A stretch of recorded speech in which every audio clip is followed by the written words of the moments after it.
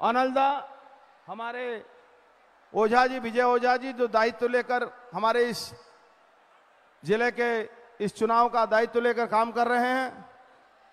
हमारे राज्य कमेटी की सभानेत्री, महिला मोर्चा के फाल्गुनी पात्रा महाशय, सभी जनरल सेक्रेटरी से लेकर विधायक, जो भाटपाड़ा के विधायक हैं पवन सिंह, और मंच, सभी सम्मानीय मंच, सामने बैठे हुए हमारे यहाँ के भारतीय जनता पार्टी के कार्यकर्ता, यहाँ के नागरिक वृंद, बड़े बुजुर्ग, बड़े भाई, छोटे भाई, माताएं, बहनें, सभी लोगों को आज मोदी जी के आने के शुभ आगमन के लिए आप लोग जो उपस्थित हुए हैं, आप सभी लोगों को मेरा हार्दिक अभिनंदन है, नमस्कार है।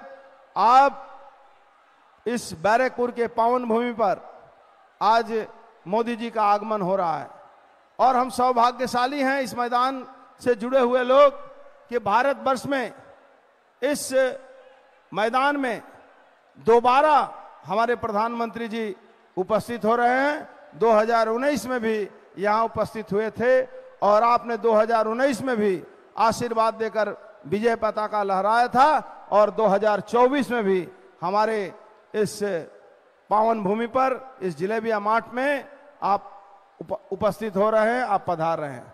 आप देखे होंगे किस तरह से डरी हुई है तृणमूल कांग्रेस। जहां प्रधानमंत्री जी का आगमन होगा, আমার পুলিশ কমিশনার সাহেব কাছে অনুরোধ আছে, রাস্তায় অনেক গাড়ি আটকে দেওয়া হচ্ছে, একটু দয়া করে সবাইকে বলুন যাতে গাড়িগুলো ছাড়তে, আমাদের কার্যকর্তাদেরকে আসতে অসুবিধা হচ্ছে, দয়া করে একটু আপনি এটা দেখে নিন। আমার পুলিশ কমিশনার সাহেব কাছে অনুরোধ আছে, দয়া করে আপনি এই ব্যবস্থাটা একটু আমাদের হেল্প করুন। আমাদের কার্যকর্তাদেরকেও বলবো তাড়াতাড়ি মঞ্চের দিকে, মাঠের दिके प्रस्थान করবেন। तो मैं बोल रहा था कि ये जगह जो है ये बैरकपुर शिल्पांचल है। यहाँ लाखों की संख्या में लोग नौकरी करते हैं और आप देखे होंगे कि जिस तरह से इन 13 वर्षों में रोज रोज कारखानों को बंद करके, रोज रोज कारखाने में कॉन्ट्रैक्ट बेसिस पर लोगों को काम कराने की एक परंपरा शुरू की है इस ममता बनर्जी जी के सरकार ने। और पूरा जो क्षेत्र है वो जूट मिलों का जो क्षेत्र है वो तकरीबन बर्बाद और तबाह और बर्बाद की तरफ चल रहा है।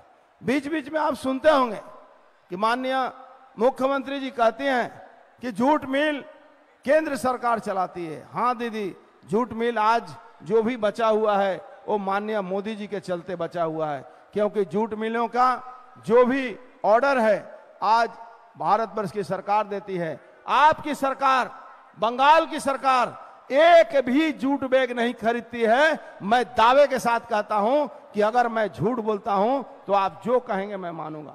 एक भी जूट बैग यहां ये बंगाल की सरकार नहीं खरीदती है। बात बड़ी बड़ी होती है, मजदूरों की बात करने वाले आज धीरे धीरे मजदूरों को खत्म कर रहे हैं।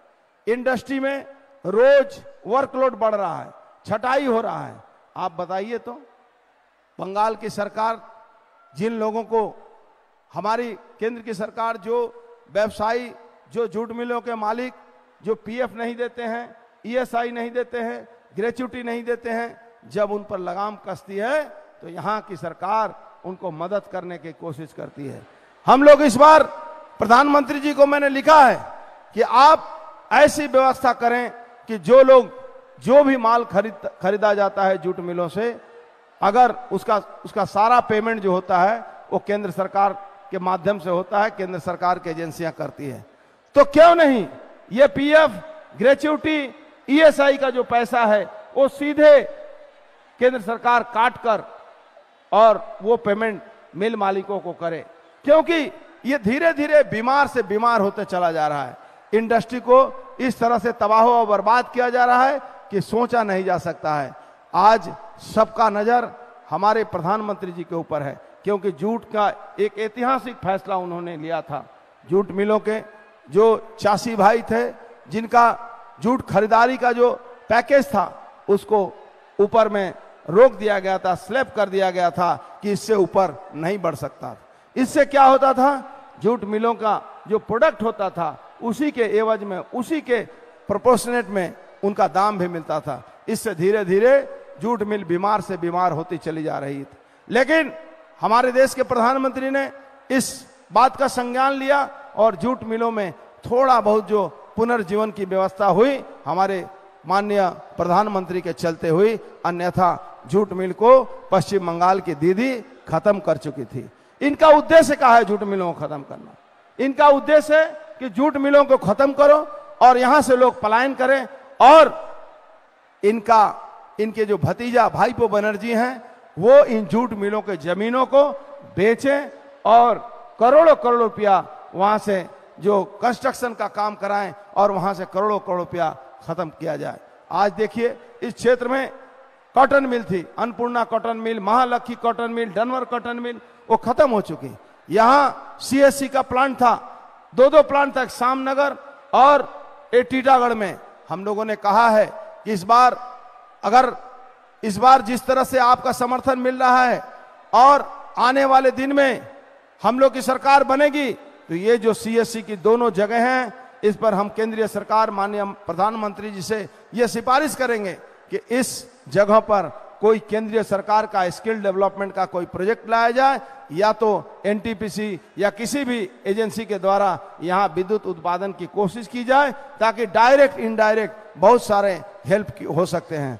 हम लोगों ने प्रधानमंत्री जी को कहा है कि जूट मिल जो एनजीएमसी की जूट मिल थी तमाम श्रमिकों को उनका सारा बकाया मिल चुका है, लेकिन वो जमीनें खाली पड़ी हुई हैं। राज्य सरकार उस पर दावा ठोक रही है। उन जमीनों को लेकर केंद्र सरकार के माध्यम से अगर स्किल डेवलपमेंट हो, वहां जो मजदूर कूली लाइन में रह रहे हैं, प्रधानमंत्री आवास योजना के माध्यम से अगर उन जगहों को डेवलप किया जाए तो हमारे गरीब श्रमिक जो यहाँ बरसों से सैकड़ों बरस से यहाँ रोजी रोटी उनको मिल रहा है वो उनको घर मिलेगा, ताकि इस राज्य में जो लूट मचा हुआ है प्रधानमंत्री आवास योजना के माध्यम से जो यहाँ की सरकार लूटती है उससे हम बच पाएंगे। और हमारी सरकार, लगता है प्रधानमंत्री जी का चौपर का आगमन हो चुका है, तो मैं एक बात और सिफारिश करके कहूंगा कि हमारे जूट मिल के श्रमिक भाइयों को 1,000 रुपया पेंशन मिलता है, उसको बढ़ाया जाए ताकि 1,000 से ज्यादा मिले और हमारे श्रमिक भाइयों के लिए ये हम नया एक आयाम खोल सके। हमारे प्रधानमंत्री जी बहुत दयालु हैं। इस पश्चिम बंगाल की जनता के लिए उन्होंने बहुत कुछ सोचा है। इस पश्चिम बंगाल की जनता के लिए वो बहुत सारा काम करते हैं। पश्चिम बंगाल की जनता उनके लिए सोचती है, उनके बारे में हमेशा उनके साथ है। आज पश्चिम बंगाल की हालत यह है कि यहाँ माताएं बहनों की इज्जत सुरक्षित नहीं है। एक लक्ष्मी भंडार के नाम पर माताएं बहनों का शोषण होता है, लक्ष्मी भंडार के नाम पर माताएं बहनों के ऊपर अत्याचार होता है और मुकदमा भी नहीं होता है। हमारी नेत्री फाल्गुनी दी बोल रही थी कि संदेशखाली में हजारों महिलाओं के साथ बलात्कार हुआ है, वहां उन लोगों ने संगठित करके आंदोलन भी किया है। महिलाओं का आंदोलन है कि पूरे दुनिया संदेशखाली को जान चुकी है, पूरे दुनिया में संदेशखाली के महिलाओं के ऊपर जो अत्याचार है उससे महिलाएं जगी है। आज सीए का समर्थन करने के बजाय ममता बनर्जी सीए के विरोध में आवाज उठाती हैं, लेकिन जो हमारे मतुआ भाई, जो हमारे नमोशूद्र भाई, जो हमारे रिफ्यूजी भाइयों की जो लड़ाई थी वो लड़ाई आज रंग लाई है।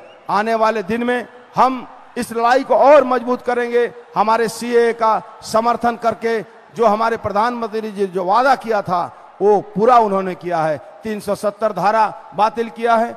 25 से हमारे जो कश्मीर के लोगों को जो आजादी मिली है वो बंगाल में भी आजादी की जरूरत है। आज भी हम बंगाल में स्वतंत्रता की लड़ाई लड़ रहे हैं, हम स्वाधीन नहीं हैं, यहां हम पुलिस के गुलाम हैं। हम आज पुलिस के गुलाम बन चुके हैं। आज ममता बनर्जी हमें गुलाम समझती है, यहाँ के मुख्यमंत्री हमें गुलाम समझती है। आज पश्चिम बंगाल की हालत यह है कि कोई भी आदमी अपने मन से, अपने विचार से अब कोई भी काम नहीं कर सकता है। तो हमारे प्रधानमंत्री जी का आगमन हो चुका है। मैं अपने वक्तव्य को विराम देता हूं, फिर बातें होंगी। 20 तारीख को अब मुलाकात होगी। हर बूथ पर सैकड़ों नहीं लाखों लोग मतदान करेंगे और 100% मतदान कीजिए ताकि इस शासन का खात्मा हो सके। धन्यवाद, नमस्कार, भारत माता की।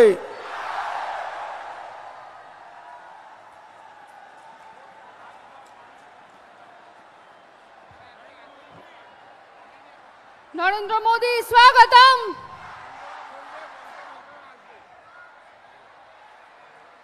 मंचे डेके निচ্ছি বালুরঘাটের সাংসদ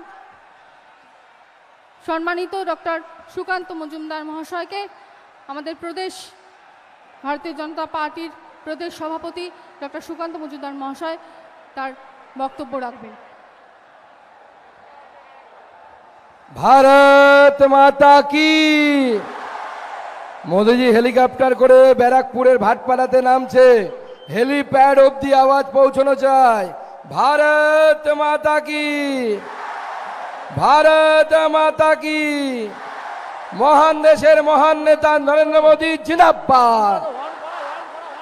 মহান দেশের মহান নেতা নরেন্দ্র মোদী জিন্দাবাদ। भारत माता की। जेपी नड्डा जिंदाबाद। Hello check one. JP Nadda जिंदाबाद। महान देशेर महान नेता नरेंद्र मोदी जिंदाबाद। अरे जय श्री राम, जय जय श्री राम। आज এই ব্যারাকপুরের ভাটপাড়াতে আমাদের মাননীয় প্রধানমন্ত্রী তিনি আমাদের মাঝে উপস্থিত হয়ে গেছেন। আর কিছুক্ষণের মধ্যেই মঞ্চে তিনি চলে আসবেন। মাননীয় প্রধানমন্ত্রীকে এইখান থেকে জোরে হাততালি দিয়ে একবার স্বাগত জানান। এই ভাটপাড়ার পূর্ণভূমিতে মাননীয় প্রধানমন্ত্রীকে আমরা জোরে হাততালি দিয়ে একবার স্বাগত জানিয়ে দিই। মঞ্চে উপস্থিত আমাদের প্রার্থী লড়াকু নেতা মাননীয় অর্জুন সিং, যিনি দ্বিতীয়বারের জন্য এই ব্যারাকপুর লোকসভা থেকে পদ্ম ফুল ফুটিয়ে নরেন্দ্র মোদীকে আপনাদের আশীর্বাদে উপহার দিতে চলেছে। সেই অর্জুন সিংকে জোরে হাততালি দিয়ে আপনারা আপনাদের সমর্থন জানাবেন, আপনারা আপনাদের আশীর্বাদ জানাবেন। উপস্থিত সম্মানীয় জেলা সভাপতি মনোজ দা থেকে শুরু করে তার পুরো টিম, আমাদের মাননীয় সংগঠন সম্পাদক অমিতাভ চক্রবর্তী, যিনি পিছনে থেকে পর্দার পেছনে থেকে সংগঠনকে শক্তিশালী করার কাজ করেন, উপস্থিত অনল বিশ্বাস, উপস্থিত আমাদের কলকাতা কর্পোরেশনের কাউন্সিলর বিজয় ওঝাজি, উপস্থিত সম্মানীয় পদাধিকারীগণ, আমাদের প্রাক্তন সভাপতি সন্দীপ দা থেকে শুরু করে অন্যান্য পদাধিকারীগণ, আমাদের যুব মোর্চার যারা কার্যকর্তা আছে সবাইকে আমি গৈরিক অভিনন্দন জানাই। বন্ধুগণ, আপনারা আমার সাথে কিছুক্ষণ আগে জয় শ্রীরাম ধ্বনি দিলেন। মনে রাখবেন, এই ব্যারাকপুর হচ্ছে সেই জেলা যারা প্রথমবার মুখ্যমন্ত্রী মমতা বন্দ্যোপাধ্যায়ের মুখের সামনে চোখের সামনে জয় শ্রীরাম বলার সাহস দেখিয়েছিলেন। আপনারা জয় শ্রীরাম বলেছিলেন মুখ্যমন্ত্রীকে। তাই আজকে এই ব্যারাকপুরের মঞ্চ থেকে আমি আপনাদেরকে আহ্বান জানাচ্ছি, এইখানে বসে আমাদের মাননীয় মুখ্যমন্ত্রীকে আর একবার আমার সাথে জয় শ্রীরাম জানান। জয় শ্রীরাম, জয় শ্রীরাম। দিদিমণি জয় শ্রীরামের নাম শুনলে পরে গাড়ি থেকে নেমে গিয়ে তাড়া করছে, আরে আমাকে গালি দিয়া জয় শ্রীরাম বলা, জয় শ্রীরাম বলা। আজকে সেই দিদিমণি রামনবমীর দিন একদিনের ছুটি ঘোষণা করেছে। বাংলায় একটা কথা আছে, ঠেলায় না পড়লে বিড়াল গাছে চড়ে না। বিড়াল গাছে চলেছে, এই বিড়ালকে আরো কোথায় কোথায় আমরা চড়াবো, শুধু অপেক্ষা করুন। 4 তারিখের রেজাল্ট বেরোতে দিন, ব্যারাকপুর লোকসভা জিতে নরেন্দ্র মোদীর হাতে দিন। দিদিমণিকে আমরা কান ধরে উঠবোস করাবো, রাজনীতির মঞ্চে উঠবোস করাবো, রাজনৈতিকভাবে উঠবোস করাবো। দিদিমণি এই রাজ্যটাকে কোন জায়গায় করেছেন? আমাদের অর্জুন সিং এর বিরুদ্ধে তিনি প্রার্থী করেছেন তাদের পার্থ ভৌমিককে। দিদিমণির কাছে দুটো পার্থ ছিল, একটা মোটা পার্থ, একটা ছোট পার্থ। এই পার্থকে আবার কেউ হ্যালো পার্থ বলে। এই পার্থ, মোটা পার্থ তো জেলের ভেতরে আছে, অপেক্ষা করুন আর কয়েক মাস, আপনাদের এই হ্যালো পার্থ জেলের ভেতরে যাবে, সেই সময় আসছে এই হ্যালো পার্থ জেলের বাইরে থাকবে না। তার কারণ আমাদের কাছে খবর আছে, পার্থবাবু হ্যালো স্যার করতে করতে শেখ শাহজাহান, বঙ্কিম হাজরা এদের চাল পাচারের টাকা, ড্রাগ পাচারের টাকা দিকে নৈহাটিতে অনেক বেনামে জমি কিনে রেখেছে, এই ছোট পার্থ কিনে রেখেছে। আর মনে রাখবেন, এটা মোদির সরকার, না খাউঙ্গা না খানে দুঙ্গা। যদি করেছো চুরি, হাতে পরাবো হাত করি, কেউ আটকাতে পারবে না, দিদিও আটকাতে পারবে না, পিসিও আটকাতে পারবে না, সেই দিন আসছে। বন্ধুগণ, আজকে এই পবিত্র ভূমিতে ব্যারাকপুরে আমরা উপস্থিত আছি। নৈহাটির বড় মার চরণে আমি আমার সহস্র কোটি প্রণাম জানাই। মায়ের কাছে প্রার্থনা করব, মা, এই ভোট শুধু একটি সাধারণ নির্বাচন নয়, এই ভোট শুধু নরেন্দ্র মোদীকে প্রধানমন্ত্রী বানানোর নির্বাচন নয়, এই ভোট পশ্চিমবঙ্গের জন্য অত্যন্ত গুরুত্বপূর্ণ ভোট। এই ভোট মায়ের কাছে প্রার্থনা করব, মা যেন ভারতীয় জনতা পার্টিকে এই শক্তি দেয়, যাতে আমরা সন্ত্রাসবাদী থেকে শুরু করে চোর ডাকাতদের হাত থেকে এই বাংলাকে উদ্ধার করতে পারি। এই চোরেদের হাত থেকে মা যেন বাংলাকে বাঁচানোর শক্তি আমাদের মাঝে দেয়। আর আমাদের নেতা নরেন্দ্র মোদী, তাকে সামনে নিয়ে আমরা এগিয়ে যাচ্ছি। নরেন্দ্র মোদী এইবার তিনি আহ্বান করেছেন দেশের কাছে যে এবার নরেন্দ্র মোদীকে 400 পার করে দিতে হবে। যদি আমরা 400 পার করে দিই তাহলে কি হবে? 400 পার করে দিলে 10 বছরে যেটা দেখেছেন সেটা টেলার হয়েছে, আগামী 5 বছরে আসল সিনেমা হবে, ফিল্ম হবে, সেইটা নরেন্দ্র মোদী আমাদের কাছে কথা দিয়েছেন। আর সেই ফিল্মে, সেই সিনেমায় কি কি থাকবে, অন্য জায়গার জন্য কি কি থাকবে জানি না, কিন্তু আমার উপস্থিতিতে নরেন্দ্র মোদী আমাদের মাননীয় প্রধানমন্ত্রী তিনি উত্তরবঙ্গের একটি সভার মঞ্চ থেকে বলেছেন 4 তারিখের পর এই চোরেদের উপর আরো বেশি করে আক্রমণ হবে, এই চোরেদেরকে জেলে ঢোকানোর ব্যবস্থা হবে। ছোট চোর, মেজো চোর, বড় চোর, কোনো চোর বাদ যাবে না, সব চোর জেলের ভেতরে যাবে, সেইটা মাননীয় প্রধানমন্ত্রী বলেছে। আমরা ভয় পাচ্ছি না ইডি সিবিআই এর উপর আক্রমণে। ইডি সিবিআই এর উপর যারা আক্রমণ করেছিল, সেই শেখ শাহজাহান সন্দেশখালীতে ইডির উপরে আক্রমণ করেছিল, আপনারা টিভিতে দেখেছেন। আগে ভিডিও কি দিত, গাড়ির বয়নটের উপরে উঠে আরে শাহরুখ খান মনে করতো শেখ শাহজাহান নিজেকে। এখন সেই শেখ শাহজাহান পুলিশের গাড়িতে হাউ মাউ করে কাঁদছে। কি কাঁদছে কিনা? হাউ মাউ করে কাঁদছে। আরো দিন আসছে যখন তৃণমূলের নেতাদের এই দৃশ্য আপনারা দেখতে পাবেন, পুলিশের গাড়িতে বসে তৃণমূল নেতারা হাও মাও করে কাঁদবে, ছেড়ে দে মা কেঁদে বাঁচি করে কাঁদবে। সেই দিন আসছে, নরেন্দ্র মোদীর সেই দিন আসছে। আর নরেন্দ্র মোদীর নেতৃত্বে এই রাজ্যে আপনারা যদি আমাদেরকে আশীর্বাদ করেন, বাংলার জনগণ যদি মাননীয় প্রধানমন্ত্রীকে আশীর্বাদ করেন, 30টা সিট পার করে দিন। আমি বলছি তার 6 মাসের মধ্যে তৃণমূল কংগ্রেস সরকার থাকবে না, রাজ্য সরকার ভেঙে যাবে, বিজেপি সরকার গঠন হবে, আমরা বিজেপির মুখ্যমন্ত্রী আমরা নবান্নতে বসাবো। সেই দিন আসছে বন্ধুগণ, দিন বদলের দিন আসছে। যে বাংলা এক সময় শিল্প উদ্যোগে ছিল, প্রথম সারিতে ছিল, গোটা ভারতবর্ষের শিল্পের মধ্যে জিডিপিতে, গ্রস ডোমেস্টিক প্রোডাক্টে আমরা 26% আমাদের অবদান থাকতো। যে ভাটপাড়াতে আমরা উপস্থিত আছি, ভাটপাড়া বিধানসভা, সেই ভাটপাড়া বিধানসভা এক সময় নাম ছিল ভট্টপাড়া। বড় বড় পণ্ডিতরা এখানে টোল খুলে এইখান থেকে সংস্কৃত চর্চার ব্যবস্থা করেছিলেন। আর এই মাননীয় মুখ্যমন্ত্রীর আমলে এই ভাটপাড়া ফাটপাড়া হয়ে গেছে, কথায় কথায় শুধু বোম ফাটে। দিদিমণির গুন্ডাদেরকে বলে দেব, গুন্ডামি মস্তানি করতে আসবেন না। যদি গুন্ডামি মস্তানি করতে আসেন, বিজেপি গুন্ডামি মস্তানিতে বিশ্বাস করে না, কিন্তু বিজেপি যদি গুন্ডামি করতে শুরু করে আপনারা পার পাবেন না, পালিয়ে ঘরের ভিতরে ঢুকে যাবেন, ঘরের ভিতরে ঢোকার ব্যবস্থা করে দেব। কালকে আমি বর্ধমানে ছিলাম, আমাদের প্রার্থী প্রাক্তন সভাপতি দিলীপ ঘোষ আর আমি রোড শো করছিলাম, কালকে শেষ প্রচার ছিল। দেখি 5-7 জন তৃণমূলের নেতা রাস্তার পাশে এসে BJP go back, BJP go back বলছে। আমাদের কর্মীরা তাদেরকে তাড়া করে কালকে ঘরের ভিতরে ঢুকিয়ে দিয়েছে। তৃণমূল বর্ধমানে ঘরের ভিতরে ঢুকে গেছে, এই ব্যারাকপুরে তারা বেশি করে ঘরের ভিতরে ঢুকে যাবে। তাই বন্ধুগণ আগামী লোকসভা নির্বাচনে আমাদের প্রার্থী অর্জুন সিং, সর্বক্ষণের সাথী, বহুদিনের পরীক্ষিত যোদ্ধা, যিনি অন্যায়ের সামনে কোনো মাথা নোয়ান না, সেই অর্জুন সিংকে বিপুল ভোটে জয়ী করুন। আপনারা 1 লক্ষের বেশি ভোটে জয়ী করে অর্জুনদাকে নরেন্দ্র মোদীর কাছে পাঠান।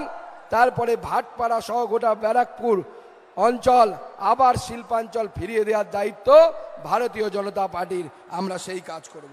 আর এই যে নকল পার্থ, আমাদের অর্জুনদা প্রার্থী, ওদের প্রার্থী পার্থ ভৌমিক, সেই পার্থ আর অর্জুন একই নাম, দুটো আলাদা আলাদা শব্দ শুধুমাত্র, কিন্তু আসল অর্জুন যেখানে শ্রীকৃষ্ণ আছে, নরেন্দ্র মোদীর মতো শ্রীকৃষ্ণ, সেই অর্জুন জয়লাভ করবে।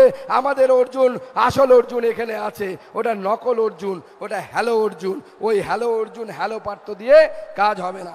তাই বন্ধুগণ, আপনারা তৈরি হন আগামী লোকসভা নির্বাচনে অর্জুনদাকে জেতানোর জন্য। গতবার 14,857 ভোটে আপনারা অর্জুনদাকে জিতিয়েছিলেন।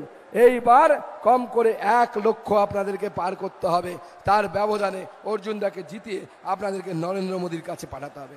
মাননীয় প্রধানমন্ত্রী গ্যারান্টি দিয়েছে, মোদী গ্যারান্টি, আগামী 5 বছর আপনারা রেশনের দোকানে যাবেন, ব্যাগ নিয়ে যাবেন, বস্তা নিয়ে যাবেন, কিন্তু আগামী 5 বছর পয়সার ব্যাগ নিয়ে রেশনের দোকানে যেতে হবে না। আপনার রেশনের পয়সা দিল্লি থেকে নরেন্দ্র মোদী পাঠাবে ব্যারাকপুরে, আপনার পকেটে আপনাকে হাত দিতে হবে না। এটা নরেন্দ্র মোদীর উন্নয়ন, এটা নরেন্দ্র মোদীর ডেভেলপমেন্টের মডেল। এই নরেন্দ্র মোদী আপনাদের জন্য, আমাদের সুবিধের জন্য আয়ুষ্মান ভারত চালু করেছিল। দিদি বলেছেন আয়ুষ্মান ভারত লাগবে না, কারণ কি, ওনার নাকি স্বাস্থ্য সাথী আছে। কি স্বাস্থ্য সাথী আছে বন্ধুগণ আমি জানি না। এই স্বাস্থ্য সাথী হচ্ছে ব্যর্থ সাথী। হসপিটালে গেলে স্বাস্থ্য সাথীর কার্ড, নার্সিং হোমে গেলে পরে স্বাস্থ্য সাথীর কার্ড দেখালে পরে বলে বেড নেই, বেড খালি নেই। তাই নরেন্দ্র মোদী আয়ুষ্মান ভারত চালু করেছিলেন। আয়ুষ্মান ভারত মুখ্যমন্ত্রী এখানে লাগু হতে দেননি। তাই নরেন্দ্র মোদী সিদ্ধান্ত নিয়েছেন যে এবার লোকসভা ভোট পার হলে পরে আপনাদের জন্য আমাদের সাংসদ অর্জুনদা আবার জিতে এসে পাড়ায় পাড়ায় ক্যাম্প করবে। কারণ নরেন্দ্র মোদী প্রতিশ্রুতি দিয়েছেন, নরেন্দ্র মোদী গ্যারান্টি দিয়েছেন যে আপনার বাড়িতে যারা বয়স্ক মানুষ আছে, যাদের বয়স 69 বছর, 70 বছর, আর কিছুদিনের মধ্যেই 70 বছর হয়ে যাবে, 70 ইয়ার্স হয়ে যাবে, তাদের জন্য মাননীয় প্রধানমন্ত্রী আয়ুষ্মান ভারতের কার্ড সরাসরি দিবে। দিদির মুখাপেক্ষী হতে হবে না, সোজা নরেন্দ্র মোদী 5 লক্ষ টাকা করে আপনার বাবা, আপনার দাদা, আপনার জ্যাঠা, আপনার কাকা, যাদের বয়স 70 বছর, তাদের জন্য তিনি 5 লক্ষ টাকা করে পাঠাবেন। বন্ধুগণ, আমাদের যখন আয়ুষ্মান ভারত চালু হয়েছিল, মুখ্যমন্ত্রী বললেন আয়ুষ্মান ভারত চালু করতে দেব না। কেন? ওই যে কার্ডের উপরে মোদির ছবি থাকবে কেন? আরে দিদি, এটা তো ভারতবর্ষ। যখন আয়ুষ্মান ভারত চালু হয়েছিল তখন পাকিস্তানের প্রধানমন্ত্রী ইমরান খান ছিলেন, ভারতবর্ষের প্রধানমন্ত্রী নরেন্দ্র মোদী ছিলেন। তা আপনি কি চাইছেন? আয়ুষ্মান ভারতের কার্ডের উপরে নরেন্দ্র মোদীর ছবি বাদ দিয়ে কি ইমরান খানের ছবি লাগাতে হবে, না পাকিস্তানের প্রধানমন্ত্রীর ছবি লাগাতে হবে? ভারতবর্ষের প্রধানমন্ত্রীর ছবি থাকবে ভারতবর্ষের কার্ডের মধ্যে। আজকে মুখ্যমন্ত্রী তিনি সব জায়গায় নিজের পোস্টার লাগিয়েছেন। কলকাতার মতো জায়গায় বড় বড় অ্যাড এজেন্সিগুলোকে হুমকি দিয়েছেন না, বিজেপিকে অ্যাড এজেন্সির সেই বড় বড় পোস্টার দেওয়া যাবে না, কাট আউট লাগানোর জায়গা নেই। কলকাতাতে মানুষ ফ্লাইওভারে উঠছে, মমতার মুখ, ফ্লাইওভার থেকে নামছে, মমতার মুখ, বাথরুমে যাচ্ছে, মমতার মুখ, সব জায়গায় মমতার মুখ। সাংবাদিকদেরকে বললাম এরপর তো লোকজন নিজের বইয়ের মুখ ভুলে যাবে, বইয়ের মধ্যে মমতার মুখ দেখতে পাবে, মুখ্যমন্ত্রীর মুখ দেখতে পাবে। দিনে রাতে শুধু মুখ্যমন্ত্রীর মুখই আমাদেরকে দেখতে হচ্ছে, আর কারো মুখ উনি দেখতে দেবেন না। সব জায়গায় শুধু নিজের মুখ আর নিজেকে শুধু প্রজেকশন। স্বপ্ন কি ছিল দিদিমণির? তিনি প্রধানমন্ত্রী হবেন। দিদিমণিকে পরিষ্কার বলে দিই, দিদিমণি আপনার কোনো চান্স নেই ভারতবর্ষের প্রধানমন্ত্রী এ জীবনে আপনার হওয়া হবে না। আপনি বাংলাদেশেরটা ট্রাই করে দেখতে পারেন, ওখানে আপনার ফাঁকা থাকলেও থাকতে পারে, সিট থাকলেও থাকতে পারে। ভারতবর্ষের প্রধানমন্ত্রী আপনার হওয়া হবে না। তাই প্রধানমন্ত্রী হওয়ার স্বপ্ন ছেড়ে দিন। নরেন্দ্র মোদী তৃতীয়বারের জন্য ভারতবর্ষের প্রধানমন্ত্রী হচ্ছেন। কোন নরেন্দ্র মোদী? যে 500 বছর পর অযোধ্যায় রাম মন্দির তৈরি করেছেন। কি আমরা খুশি? তো খুশি? খুশি? যদি খুশি হয়ে থাকি অযোধ্যায় রাম মন্দির প্রতিষ্ঠাতে, তাহলে আমাকে হাত তুলে একবার জয় শ্রীরাম বলে দেখান। জয় শ্রীরাম, জয় জয় শ্রীরাম। जो राम को लाए हैं हम उनको लाएंगे, जो राम को लाए हैं, जो राम को लाए हैं, जो राम को लाए हैं। বন্ধুগণ, এবারের ভোট মাথার ভান্ডা রেখে ভালোভাবে ভেবে দিন। অযোধ্যায় রাম মন্দির তৈরি হয়ে গেছে, আমরা খুব খুশি।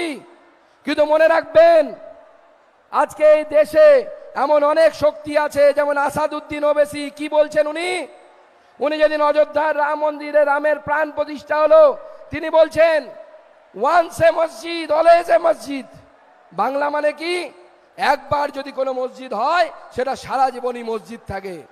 তাদেরকে আমি বলতে চাই, 500 বছর আগে ওখানে মসজিদ ছিল না, ওখানে ভগবান রামচন্দ্রের মন্দির ছিল। তো ওয়ান্স এ মসজিদ অলওয়েজ এ মসজিদ যদি হয়, ওয়ান্স এ মন্দির অলওয়েজ এ মন্দির, সব সময় সেখানে মন্দির থাকবে, কেউ মন্দির হটাতে পারবে না। কিন্তু আমরা যদি অসচেতন হয়ে পড়ি, আমরা যদি ভুলে যাই, আবার বিচ্ছিন্ন হয়ে যাই, তাহলে মনে রাখবেন এই আসাদুদ্দিন ওবেসির মতো লোকেরা, মমতা বন্দ্যোপাধ্যায় এর মতো লোকেদেরকে সঙ্গে নিয়ে, রাহুল গান্ধীর মতো লোকেদেরকে সঙ্গে নিয়ে অযোধ্যাতে আবার মন্দির ধ্বংস করে আবার ওখানে মন্দির সরিয়ে মসজিদ চালানোর ব্যবস্থা করছে। আমি পুলিশ প্রশাসনের কাছে, আমাকে অর্জুনদা খবর দিল, গেটের কাছে আমাদের কর্মীদেরকে আটকানো হচ্ছে। পুলিশ প্রশাসনকে আমি অনুরোধ করতে চাই যে আমাদের কার্যকর্তাদেরকে ছেড়ে দিন, সবাইকে তাড়াতাড়ি মঞ্চের এখানে আসতে সহযোগিতা করুন। আপনারা নিয়ম মেনেই করুন, কিন্তু অতিরিক্ত নিয়ম দেখাতে যাবেন না। মনে রাখবেন, এখন নির্বাচন কমিশনের সামনে আছেন আপনারা। আপনাদের চাকরি চলে গেলে পার্থভৌমিক বাঁচাতে আসবে না, সেই জন্য সোজা হয়ে যান, নাহলে আমরা সোজা করার ব্যবস্থা করে দেব। সোজা কিভাবে করতে হয় আমরা জানি। পুলিশ প্রশাসনকে পরিষ্কার বলে দিচ্ছি, সোজা হয়ে যান। আমাদের কাছে রিপোর্ট আছে, পার্থবাবুর সাথে রাত্রিবেলা করে কোন কোন আইসি কথা বলছেন, কে কার সাথে কথা বলছেন, এসপি কতবার কথা বলছেন, আর কি কি কথাবার্তা হচ্ছে আমাদের কাছেও খবর আসে। সেই জন্য মনে রাখবেন, আপনার চাকরির উপরে যদি বিপদ আসে, তৃণমূল কংগ্রেস বাঁচাতে আসবে না। তারা তাদের ঘরের ছেলে হনুব্রতকে বাঁচাতে পারেনি, আপনাদেরকে কি বাঁচাবে? হনুব্রত এখন তিহার জেলে অপেক্ষা করছে, দেখুন তিহার জেলের ভিতরে জেল খাটছে। এখন তৃণমূল নেতারা দুভাবে আছে। আমাদের যেমন ট্রেনে আমরা যখন দূরপাল্লায় যাই, আমরা টিকিট কাটি, কারো কনফার্ম হয়, কারো আরএসি হয়, কারো ওয়েটিং হয়। এখন রেল নিয়ম করেছে যে ওয়েটিং টিকিট নিয়ে ট্রেনে চড়া যাবে না। যাদের কনফার্ম টিকিট আর যাদের আরএসি আছে, তারা শুধুমাত্র টিকিট কেটে বা টিকিট নিয়ে ট্রেনে উঠতে পারবেন। এখন তৃণমূল নেতারা এই দুভাবে আছে, হয় জেলের ভেতরে, না আরএসিতে আছে। এই কালকে জেলে যাব, পরশু জেলে যাব, তরশু জেলে যাব, পঞ্জিকা দেখা হচ্ছে কবে জেলে যাবে। কালকে দেখলাম অরবিন্দ কেজরিওয়াল জেল থেকে বেরিয়েছে। জেল থেকে বেরিয়ে বলছে মমতা ব্যানার্জি জেলে যাবে মোদি যদি প্রধানমন্ত্রী হয়। তো এটা শুনে বাংলার লোকেরা তো খুব খুশি, খুব আনন্দ হয়েছে। আমাকে সাংবাদিকরা জিজ্ঞেস করছে, আরে দাদা, অরবিন্দ কেজরিওয়াল বলছে মোদি যদি প্রধানমন্ত্রী হয় তাহলে তো মমতা ব্যানার্জি জেলে যাবে। আমি বললাম, দেখুন, অরবিন্দ কেজরিওয়াল আইআইটি থেকে ইঞ্জিনিয়ারিং পাশ করেছে, আমি জানতাম। তবে জেলের এই কয় মাস জেলে বসে জ্যোতিষবিদ্যাটা ভালোই চর্চা করেছে। উনি ভবিষ্যৎ দেখতে পাচ্ছেন, সত্যিই পশ্চিমবঙ্গের মুখ্যমন্ত্রী জেলে যাবে, জেলের ভেতরে যাবে। সেই দিন আসছে, সেই সময় আসছে। কেন? তার কারণ আপনারা দেখলেন প্রায় 26,000 চাকরি স্কুল সার্ভিস কমিশনের চাকরি। সেই চাকরি নিয়ে মামলা হলো। প্রথমে হাইকোর্টে 25,000 বা 26,000 চাকরি চলে গেল। তারপরে সুপ্রিম কোর্টে গেলেন, স্টে অর্ডার নিলেন কিছুদিনের জন্য। কিন্তু সুপ্রিম কোর্ট কি বলেছে? সুপ্রিম কোর্টের প্রধান বিচারপতি বলছেন এসএসসি প্রাতিষ্ঠানিক চুরি করেছে, চুরি করে চাকরি বিক্রি করেছে। আমি এই মঞ্চ থেকে প্রশ্ন করতে চাই, দিদিমণি তো কাজের বেলায় কাজী, কাজ ফুরলেই পাজি, এই ফর্মুলায় বিশ্বাস করে। আর এটা সব থেকে ভালো জানে মাওবাদী নেতা কিষাণজি। তিনি স্বর্গে না নরকে আছে আমি জানি না, তিনি এটা ভালো বলতে পারবেন কিভাবে কাজের বেলায় কাজী, আজ কাজ ফুরলেই পাজি, এই ফর্মুলা মমতা ব্যানার্জি বিশ্বাস করেন। আজকে মমতা ব্যানার্জি বলছেন এসএসসি চাকরি দিয়েছে, আমি জানি কি? আরে মুখ্যমন্ত্রী, মাননীয় মুখ্যমন্ত্রী, আপনাকে বলতে চাই এসএসসি কে? এসএসসি স্বয়ংসাথী যে সংস্থা আপনি বলছেন, এসএসসির 5 পয়সাও দাম নেই। এসএসসি কি করবে না করবে সেটা ঠিক করে রাজ্য সরকার। আর রাজ্য সরকারের মাথা আপনি কোনোভাবে দায় এড়াতে পারেন না।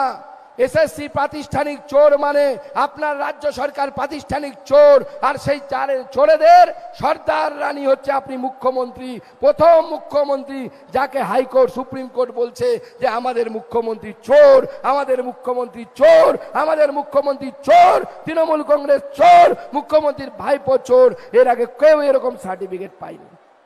আজকে ভাবতে অবাক লাগে, তৃণমূল কংগ্রেস একের পর এক রেকর্ড করছে চুরিতে। আমরা ভারতবর্ষে দেখেছি এর আগে অনেক রাজনৈতিক দলের নেতারা জেলে গেছেন, জেলে গিয়ে থেকেছেন। লালু প্রসাদ যাদব, জয়ললিতা, আরো অনেকে আছে। চুরির দায়ে জেলে গেছেন, চুরির দায়ে উনি জেলে গেছেন। মোদি মোদি মোদি মোদি মোদি মোদি মোদি মোদি মোদি। বঙ্কিমচন্দ্রের পুণ্যভূমিতে, বঙ্কিমচন্দ্রের পুণ্যভূমিতে, বঙ্কিমচন্দ্রের পুণ্যভূমিতে নরেন্দ্র মোদী স্বাগতম। বঙ্কিমচন্দ্রের পুণ্যভূমিতে নরেন্দ্র মোদী স্বাগতম। মঙ্গল পাণ্ডের পুণ্যভূমিতে নরেন্দ্র মোদী স্বাগতম। স্বাগতম স্বাগতম। मोदी जी मोदी जी मोदी जी जिंदाबाद। मोदी जी मोदी जी मोदी जी जिंदाबाद। मोदी जी मोदी जी मोदी जी जिंदाबाद। अर्जुन सिंह जिंदाबाद। अर्जुन सिंह जिंदाबाद। मोदी जी स्वागतम। मोदी जी स्वागतम। मोदी जी स्वागतम। मोदी जी जिंदाबाद। Modi ji welcome. Modi ji welcome. Modi ji welcome. Modi ji स्वागतम। बांग्लार पवित्र भूमिते मोदी जी स्वागतम।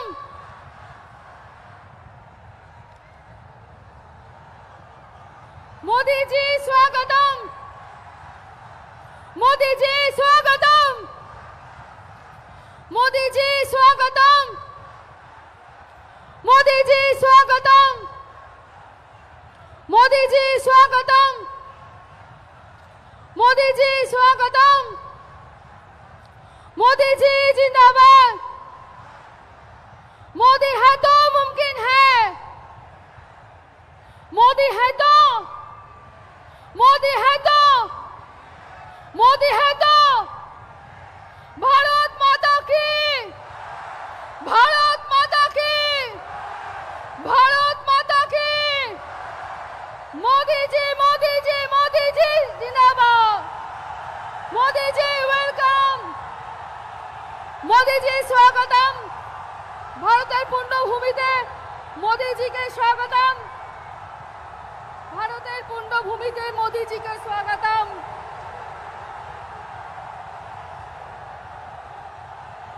मोदी जी वेलकम। मोदी जी वेलकम। मोदी जी स्वागतम। मोदी जी स्वागतम। मोदी जी स्वागतम।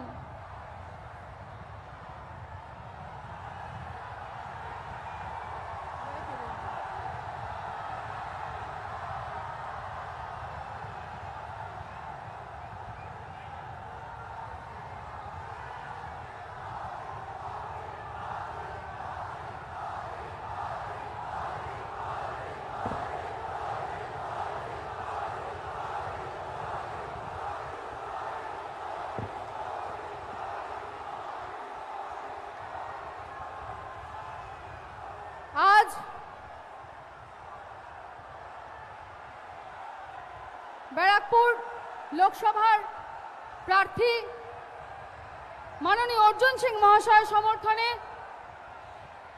আমাদের মধ্যে উপস্থিত হয়েছেন 140 কোটি ভারতের স্বপ্নের নায়ক, সকলের প্রিয় যশস্বী প্রধানমন্ত্রী মোদিজিকে মাননীয় আমাদের প্রার্থী অর্জুন সিং মহাশয় মঙ্গল পাণ্ডের ফটো দিয়ে এখন সম্মানিত করবেন।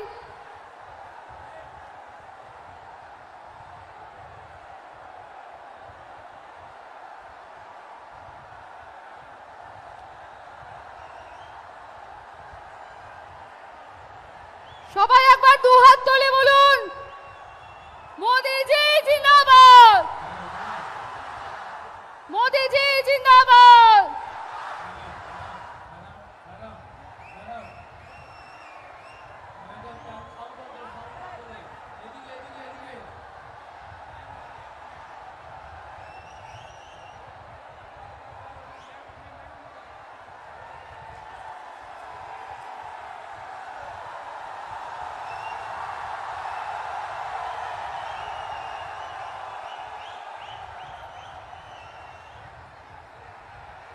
ভাটপাড়া বিধায়ক পবন সিং মহাশয় মোদিজিকে রবীন্দ্রনাথের ফটো দিয়ে সম্মানিত করবেন।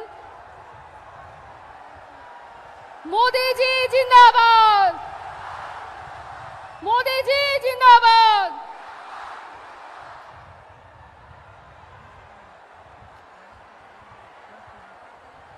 ব্যারাকপুর সাংগঠনিক জেলার সভাপতি মাননীয় মনোজ ব্যানার্জি মহাশয় এবং ব্যারাকপুর সাংগঠনিক জেলার সহসভাপতি রবিশঙ্কর সিং মহাশয় ঋষি বঙ্কিমচন্দ্রের ছবি দিয়ে মোদিজিকে সম্মানিত করবেন।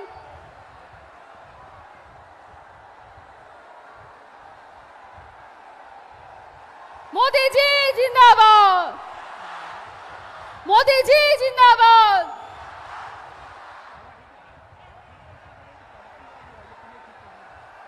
ব্যারাকপুর সাংগঠনিক জেলার ইনচার্জ মাননীয় বিজয় ওঝা মহাশয় কি স্মারক দিয়ে মোদিজিকে সম্মানিত করবেন। পরশুরামের স্মারক দিয়ে উনি মোদিজিকে সম্মানিত করছেন। সকলে একবার জোরে করতালি দিন। মোদিজি জিন্দাবাদ। ব্যারাকপুর সাংগঠনিক জেলার সাধারণ সম্পাদক রূপক মিত্র মহাশয় নৈহাটির বড়মার মূর্তি দিয়ে সম্মানিত করবেন। সঙ্গে থাকবেন সহসভাপতি রূপম ব্যানার্জি মহাশয় এবং সম্পাদক সুব্রত শাহ মহাশয়।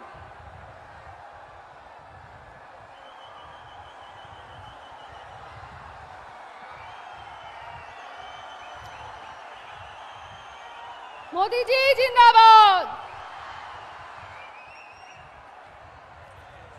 ক্ষুদিরামের ছবি দিয়ে মোদিজিকে সম্মানিত করবেন।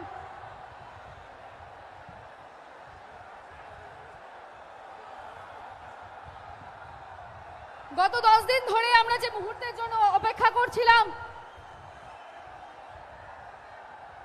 অধীর আগ্রহে সে বিশেষ মুহূর্ত আমাদের সামনে উপস্থিত। বন্ধু, এখন আমাদের সামনে ব্যারাকপুর লোকসভার মনোনীত প্রার্থী অর্জুন সিং মহাশয় সমর্থনে বক্তব্য রাখবেন আমাদের প্রিয় যশস্বী প্রধানমন্ত্রী মোদিজি। জোরে করতালি দিন।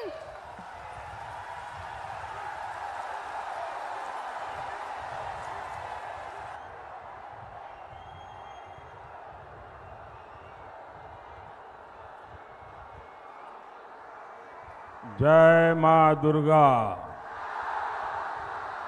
जय मां दौड़गेश्वर काली। नमस्कार। केमेन आছেন बैरकपुरवासी। बैरकपुर के आप सभी साथियों का ये प्यार आपका ये आशीर्वाद मेरे सर आंखों पर। यहां बड़ी संख्या में हमारी माताएं बहनें भी आई हैं। ये तस्वीर दिखा रही है कि बंगाल में इस बार एक अलग ही माहौल है, कुछ अलग ही होने जा रहा है। 2019 की सफलता से कहीं ज्यादा बड़ी सफलता इस बार भाजपा को मिलने जा रही है।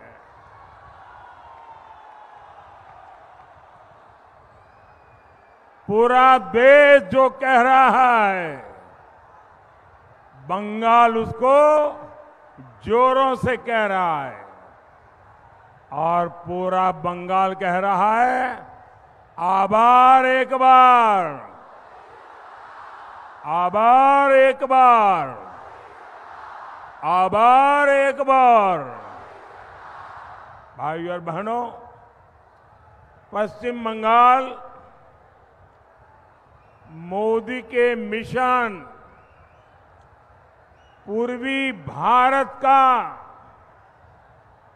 बहुत महत्वपूर्ण राज्य है। आप जानते हैं, आजादी के 50 साल तक कांग्रेस के परिवार ने ही सरकारें चलाई, लेकिन कांग्रेस शासन में पूर्वी भारत को सिर्फ गरीबी मिली, सिर्फ पलायन मिला। पश्चिम बंगाल हो, बिहार हो, झारखंड हो, उड़ीसा हो, आंध्र प्रदेश हो, इतने बड़े बड़े राज्य,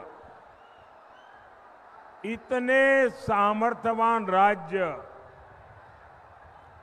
और ये राज्य ऐसे हैं, किसी राज्य में अपार खनिज संपदा है, किसी राज्य में कोयले के भंडार भरे हैं, किसी के राज्य के पास समुद्री की ताकत, ब्लू इकोनॉमी, पोर्ट की ताकत है, किसी के पास अथाह उपजाऊ भूमि है, किसी के पास पर्यटन के लिए पूरे देश में सबसे ज्यादा पोटेंशियल है। बावजूद इसके कांग्रेस और इंडिया अलायंस के दलों ने पूर्वी भारत को पिछड़ा ही छोड़ दिया। 2014 में आपने आपके इस सेवक मोदी को सेवा करने का मौका दिया और मोदी ने ठाना है कि वो हिंदुस्तान का जो पूर्वी हिस्सा है, भारत का जो पूर्वी भाग है, उसको विकसित भारत का ग्रोथ इंजन बनाएंगे। आप देखिए, आज रेल, रोड, एयरपोर्ट और वाटरवे का कितना आधुनिक नेटवर्क पूर्वी भारत में बन रहा है। डेडिकेटेड फ्रेट कॉरिडोर से बंगाल में, पूर्वी भारत में इंडस्ट्री का अभूतपूर्व विस्तार होने लगा है। इन राज्यों में बनाया जा रहा गैस पाइपलाइन का नेटवर्क इंडस्ट्री को बहुत मदद करने वाला है। यहां के बंद पड़े खाद कारखानों को भाजपा सरकार ने फिर से शुरू करवाया है। आने वाले 5 सालों में पूर्वी भारत में ऐसे विकास कार्यों को और गति देने वाला समय है और इसके लिए मुझे आपका आशीर्वाद चाहिए।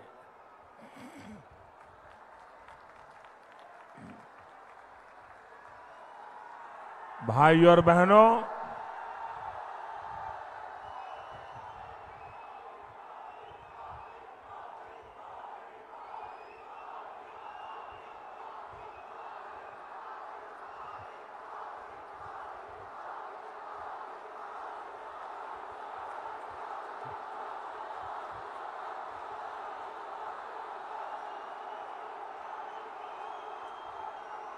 भाई और बहनों, बंगाल की ये धरती, बैरकपुर की ये धरती इतिहास रचने वाली धरती है।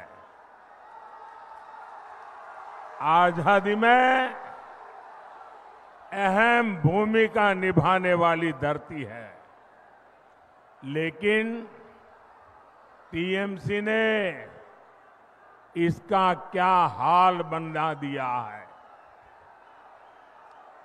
एक समय था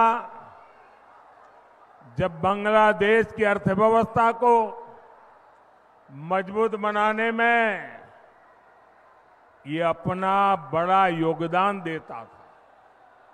आज टीएमसी ने इसे घोटाले का गढ़ बना दिया है। एक समय था जब बंगाल में एक से बढ़कर एक नए वैज्ञानिक खोज हुआ करती थी। आज टीएमसी के राज में जगह जगह बम बनाने की होम इंडस्ट्री चल रही है।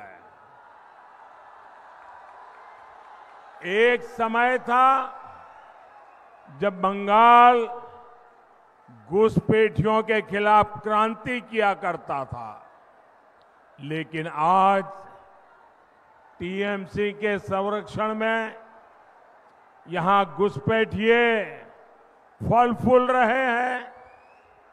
साथियों, आज स्थिति ये है कि बंगाल में अपनी आस्था का पालन करना भी गुनाह हो गया है।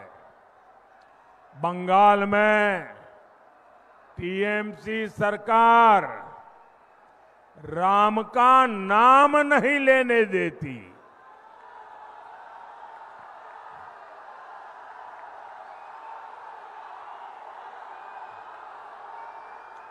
जय श्री राम, जय श्री राम,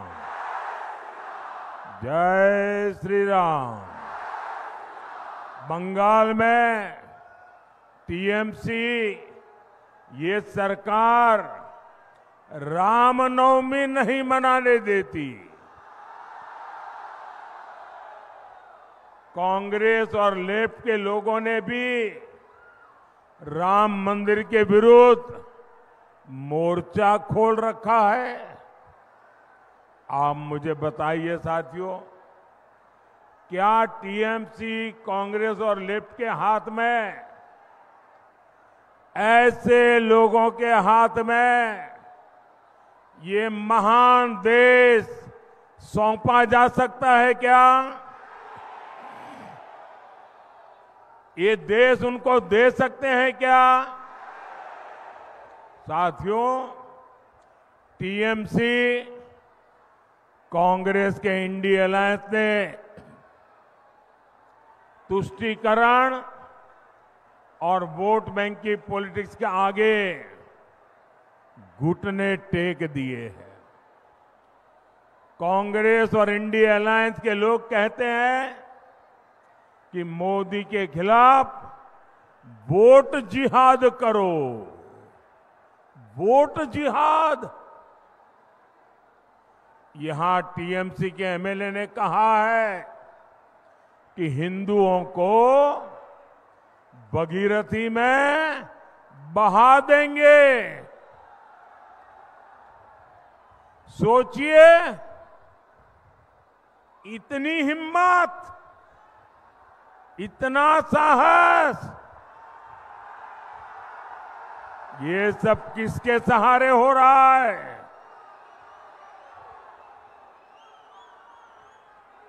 इन लोगों ने बंगाल में हिंदुओं को दोयम दर्जे का नागरिक बनाकर रख दिया है।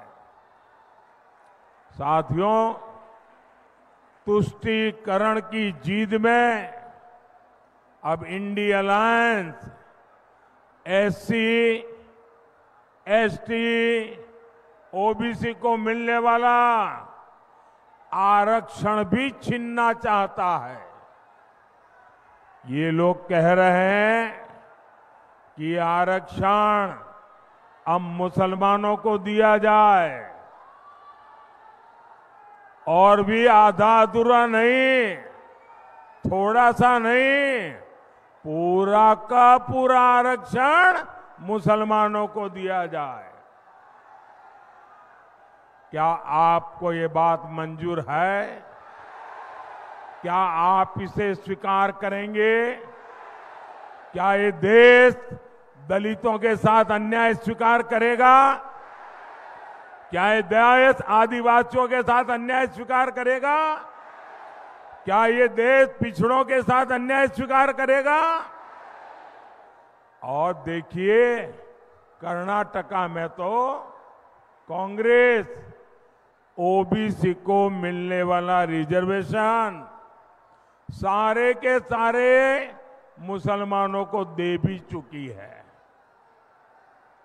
इसलिए बंगाल के हमारे भाई बहन, आपको बहुत सतर्क रहने की जरूरत है। साथियों, वोट बैंक की इसी राजनीति ने सीएए जैसे मानवता की रक्षा करने वाले कानून को विलेन बना दिया। रातों रात सीएए कानून तो पीड़ितों को नागरिकता देने का कानून है। इससे किसी की नागरिकता नहीं छीनती, लेकिन कांग्रेस, टीएमसी जैसे दलों ने इसे भी अपने झूठ के रंग से रंग दिया। ये लोग विभाजन के पीड़ितों को उनका हक देने का विरोध कर रहे हैं। ये लोग मतवा साथियों को, नाम शूद्र साथियों को नागरिकता देने के खिलाफ है। इतना ही नहीं, ये सीएए कानून को खत्म करने तक की बातें कर रहे हैं। लेकिन आज मैं टीएमसी हो या कांग्रेस या फिर इंडिया अलायंस, मैं डंके की चोट पर बंगाल को 5 गारंटी दे रहा हूं।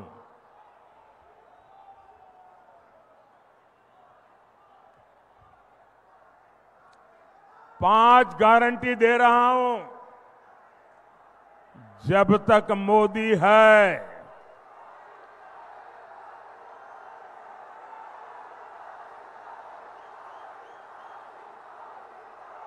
धर्म के आधार पर आरक्षण नहीं दिया जाएगा।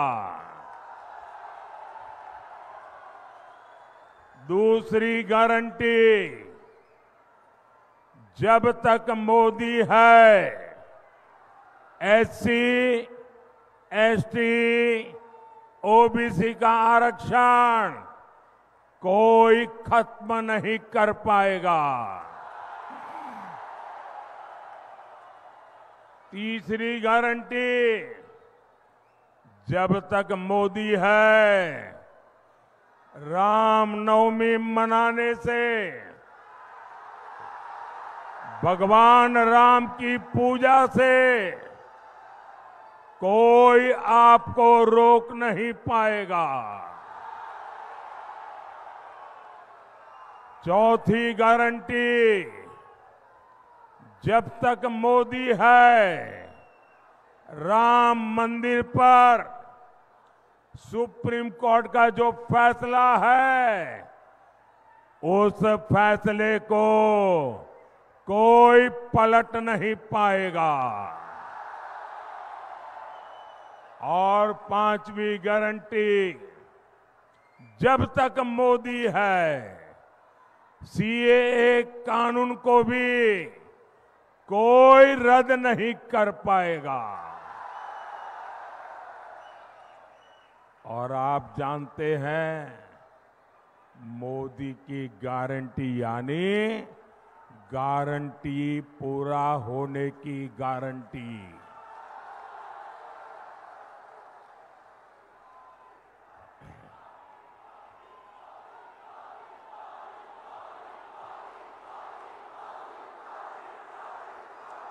जय श्री राम।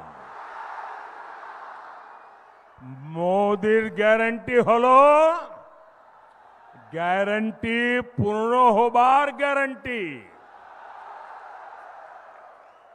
साथियों, हमारा बैरकपुर तो जूट इंडस्ट्री का हब रहा है।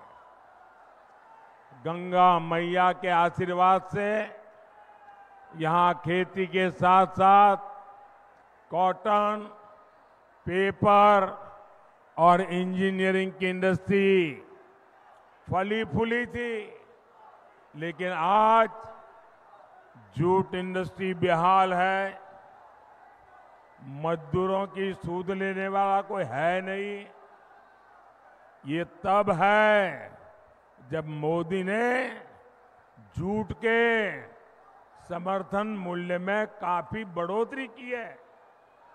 हमने अनाज, चीनी को जूट के बैग में ही पैक करने का नियम बनाया, जिससे जूट किसानों को मदद मिले। लेकिन जूट की इस धरती पर टीएमसी केवल झूठ बोल रही है। साथियों, टीएमसी जैसी भ्रष्ट पार्टियां हिंदुस्तान के इतिहास में बहुत कम दिखती है। यहां जनता खुद नारे लगा रही है। एक एक नागरिक बोल रहा है, चीख चीख करके जनता बोल रही है, चोर धरो, जेल भरो, चोर धरो, चोर धरो, चोर धरो। यानी चोरों को गिरफ्तार करो और उन्हें जेल में डालो। ये नारा विपक्ष की किसी पार्टी ने नहीं दिया है, ये नारा दिया है बंगाल की जनता ने, आप लोगों ने दिया है।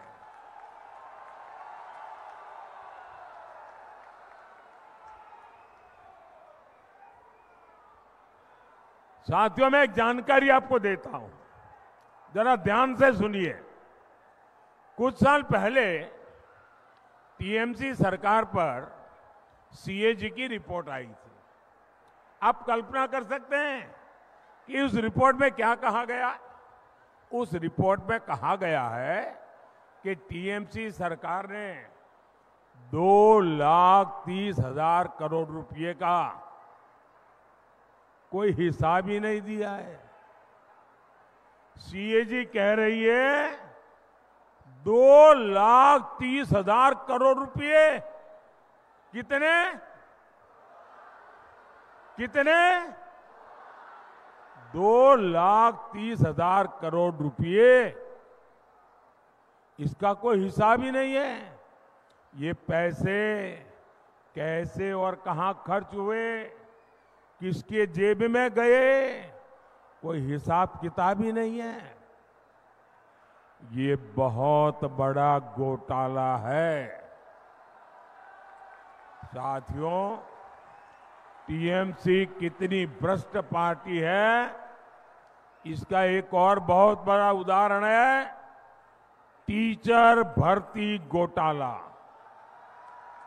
आपको तो पता है किस तरह टीचर भर्ती के लिए राज्य सरकार ने रेट कार्ड बनाए हुए थे। ये रेट कार्ड खुले बाजारों में बेचे जाते थे, यहां पदों की बोली लगती थी। और इतना ही नहीं, इस घोटाले के लिए OMR सीट्स को चलाया गया, फर्जी इंटरव्यू लिए गए और कोर्ट को भी कहना पड़ा कि घोटाले के पीछे सरकारी मशीनरी है। ये हाल बना दिया है टीएमसी ने हमारे बंगाल का। साथियों, मोदी बंगाल में हुई इस लूट की पाई पाई का हिसाब लेगा।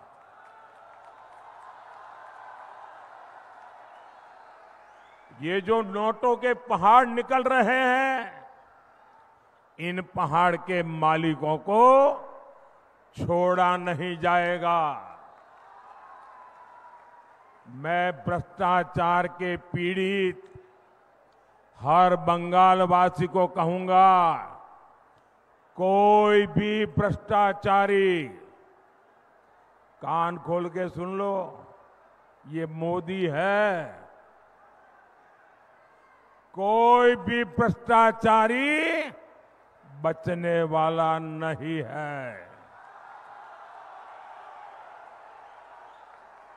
और देखिए, ये जो करोड़ों रुपए इनसे बरामद हो रहे हैं, ये पीड़ितों को वापस कैसे मिले, मोदी इसके लिए भी कानूनी रास्ता खोज रहा है। साथियों, टीएमसी सरकार के कुशासन का बहुत बुरा असर हमारी माताओं बहनों पर पड़ा है। हमारे SC ST परिवारों की स्थिति सबसे खराब है। संदेश खाली में क्या हो रहा है, ये पूरा देश देख रहा है। संदेश खाली के गुनहगार को पहले टीएमसी की पुलिस ने बचाया, अब टीएमसी ने एक नया खेल शुरू किया है। टीएमसी के गुंडे संदेश खाली बहनों को डरा रहे हैं, धमका रहे हैं, सिर्फ इसलिए कि अत्याचारी का नाम शाहजहां शेख है। उसके घर से बम बंदूक निकल रहे हैं, लेकिन वोट बैंक को खुश करने के लिए टीएमसी उसको क्लीन चिट दिलवाने में जुटी है। साथियों, विकसित भारत के लिए विकसित बंगाल जरूरी है। यहां किसानों और उद्योगों का उन्नयन जरूरी है। इसके लिए आपको बैरकपुर से अर्जुन सिंह जी को भारी बहुमत से विजयी बना है। कमल छाप पर पड़ा आपका हर वोट सीधा मोदी को पड़ेगा। आपको टीएमसी के गुंडों से डरने की जरूरत नहीं है। भारी मतदान करना है, करेंगे, भारी मतदान करेंगे, हर पोलिंग बूथ जीतेंगे। अच्छा, मेरा एक काम करेंगे, जरा हाथ ऊपर करके बताइए, मेरा काम करेंगे। ज्यादा से ज्यादा परिवारों में जाइए, ज्यादा से ज्यादा लोगों को मिलिए और कहिएगा कि मोदी जी आए थे और मोदी जी ने आपको जय श्री राम कहा है। बोलिए भारत माता की, भारत माता की, भारत माता की। बहुत बहुत धन्यवाद।